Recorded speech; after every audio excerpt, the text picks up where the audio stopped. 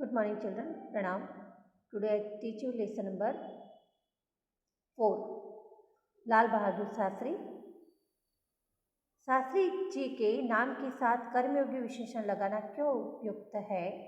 शास्त्री जी का सारा जीवन कर्ममय था. वे भाग्य पर भरोसा कर बैठने वालों में से नहीं थे.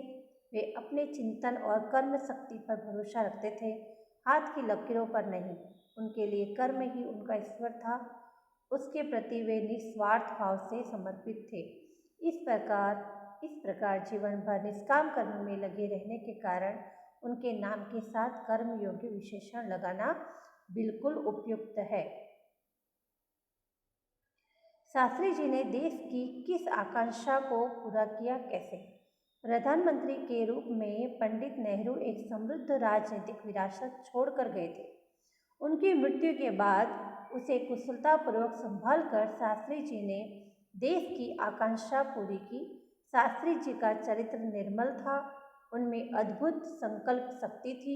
राष्ट्र को लाभ पहुंचाना उनके हर कर्म का एकमात्र उद्देश्य रहता था. उनके इन्हीं गुणों के बल पर वे नेहरू जी की विरासत को संभालने और उसे आगे बढ़ाने का कठिन काम पूरा कर सके.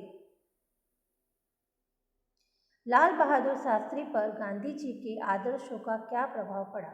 लाल बहादुर शास्त्री का जन्म एक साधारण परिवार में हुआ था और उसी में उनकी परवरिश भी हुई. प्रधानमंत्री जैसे ऊंचे पद पर पहुंचने पर भी वे सामान्य ही बने रहे. विनम्रता, सरलता, सादगी और जनसेवा की भावना उनके व्यक्तित्व के अभिन्न अंग बन गई थी.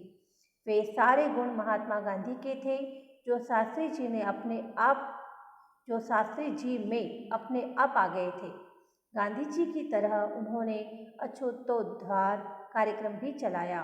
इस प्रकार लाल बहादुर शास्त्री पर गांधी जी के आदर्शों का गहरा प्रभाव पड़ा. शास्त्री जी के संसदीय जीवन की शुरुआत कैसे हुई? शास्त्री जी में कार्य के प्रति गहरी निष्ठा थी. वे मेहनत करने की अदम्य क्षमता भी रखते थे. अपने इन्हीं गुणों के कारण सन 1937 में वे संयुक्त प्रांत की व्यवस्थापिका सभा के लिए निर्वाचित हुए. स्वतंत्रता प्राप्ति के बाद कई बार वे संसद के लिए चुने गए, परंतु उनके संसदीय जीवन की वास्तविक शुरुआत सन 1937 के निर्वाचन से ही हुई.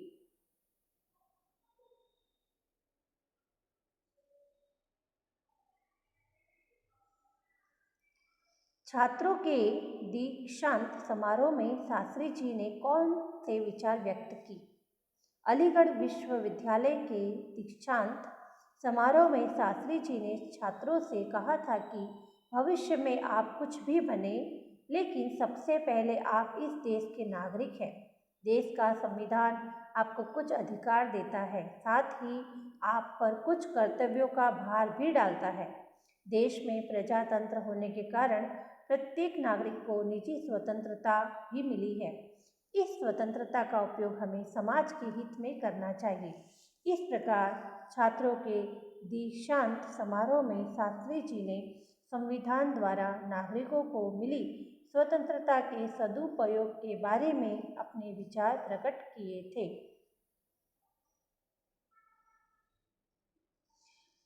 इस इकाई से हम लाल बहादुर जी के जीवन में से कौन कौन से सद्गुण ग्रहण कर सकते हैं? लाल बहादुर जी छोटे कद के बड़े व्यक्ति थे. उनके जीवन से हमें यह शिक्षा मिलती है कि हमें पर्याप्त निष्काम भाव से कर्म करना चाहिए. अपने उद्देश्य के प्रति हमारी दृढ़ आस्था हो. उसे पाने के लिए हमें कर्म में लगे रहना चाहिए तथा उसके प्रति संपूर्ण आत्मसमर्पण होना चाहिए. हमारे जीवन में श्रम, सेवा, सरलता, विनम्रता और सादगी हो, यह आवश्यक है. हम जो कहें वही करें और अपने राष्ट्र को लाभ पहुंचाने की वृत्ति रखें.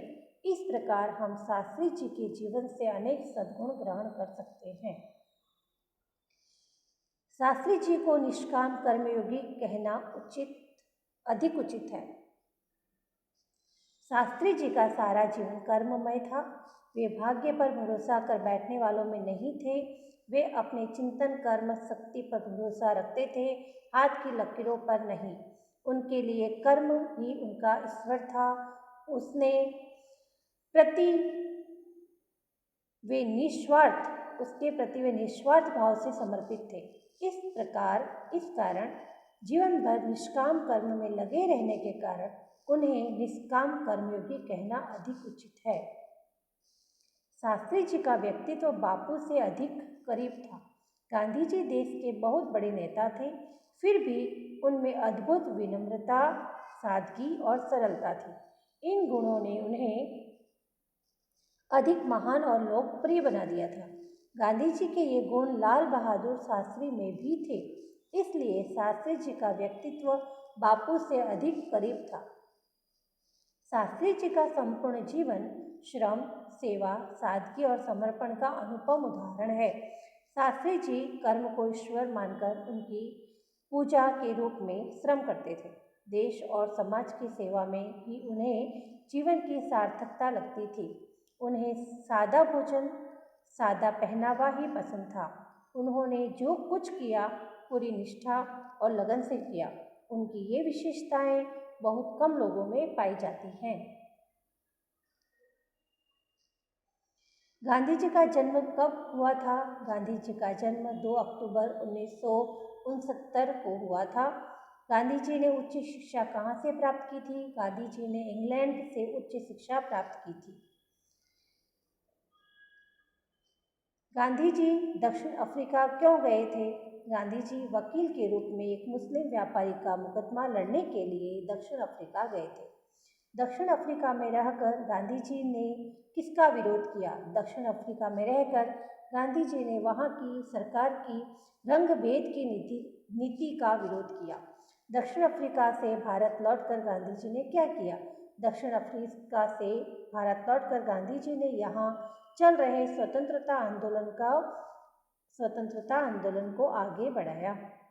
गांधी जी ने राजनीति में अपना गुरु किसे बनाया? गांधी जी ने राजनीति में अपना गुरु गोपाल कृष्ण गोखले को बनाया। गांधी जी ने नमक सत्याग्रह कब किया? गांधी जी ने सन 1930 में नमक सत्याग्रह किया। गांधी जी ने चरखे को क्यों महत्व दिया? गांधी जी ने देश की गरीबी दूर करने के उद्देश्य से चरखे को महत्व दिया। सन 1942 में गांधी जी ने कौन सा आंदोलन किया? सन 1942 में गांधी जी ने अंग्रेजों भारत छोड़ो का आंदोलन किया। गांधी जी की हत्या कब और कहाँ हुई? गांधी जी की हत्या 30 जनवरी 1948 को राजधानी दिल्ली में हुई। गांधी जी की समाधि कहाँ है? वह किस नाम से प्रसिद्ध है? गांधी जी की समाधि दिल्ली में है, वह राजघाट के नाम से प्रसिद्ध है।